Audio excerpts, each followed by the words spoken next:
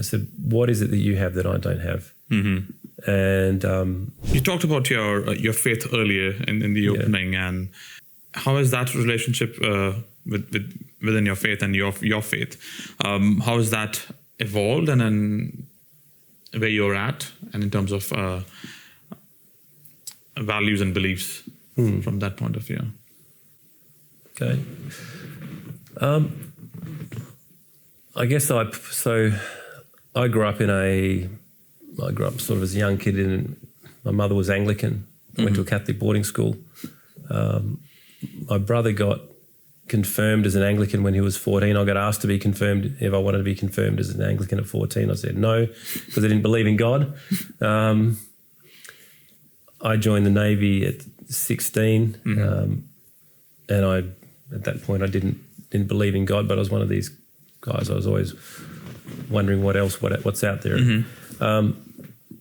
But in April of 1998, I was at a retreat which the Navy actually put on. It was a character development retreat. But the Navy, I don't know if they still run those sorts of things, but it ran it for a week and they talked about all sorts of things. I was an angry young man, and I was a frustrated young man, I suppose, in some respects, because I knew there was more to life than what was going on in my head, and going out and drinking every weekend as a young sailor and doing all dumb young sailor things.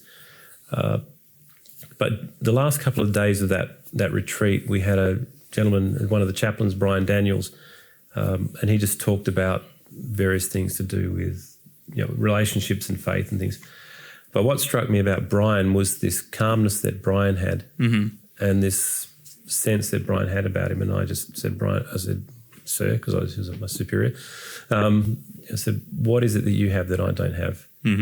And he told me that he was a Christian, and then we went through what that meant, and then he asked me if I believed in Jesus, and I said, well, I don't know. And he asked me a few other questions. He said, is that something that you think you could? And I went, yeah, I think I could. And and I knew I was a rat bag.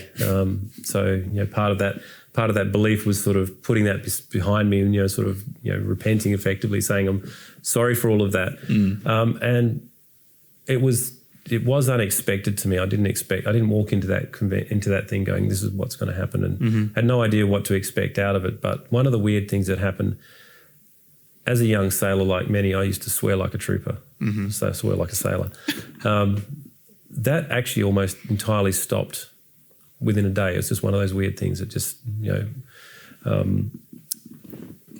so that was when I was 18, 1989 actually. I was 18. It wasn't all plain sailing because it's in the press. I got arrested as a 19-year-old, as a young Christian guy who got in trouble with some bouncers in Victoria, got arrested and charged and convicted, and thanks to our former Premier, Mark McGowan, who could have been a better lawyer at that point, I think would have got me off. And he was a lawyer. What's that? He was a lawyer. He was my lawyer in the Navy, yeah. I broke a window as part of an altercation with some bouncers in Victoria, and got charged with willful damage. And offered to pay for the window, but they still went ahead and pressed charges, I think, to make an example of me. And I was actually going on deployment overseas, and I went to Lieutenant McGowan at the time and said, I've got this blue form from the Victorian Police, can you help me? And so he said, well, if you want to go to sea and you can't appear in court to make your case, then we'll write you a letter. So the letter didn't work. I got convicted in the end anyway, paid for the window, paid my fine, and sort of the rest is history. But no, I've been a Christian since 1989. What does it mean? It means that I hold to the tenets of Christian faith. That's been tested. I sort of said I studied philosophy. That rocked my world because that tested a lot of those tenets that I had that I'd sort of taken on board, because that's what the Bible says. So I'd taken those on board without really having them challenged. That was very, very hard. But going through that, and it took a few years.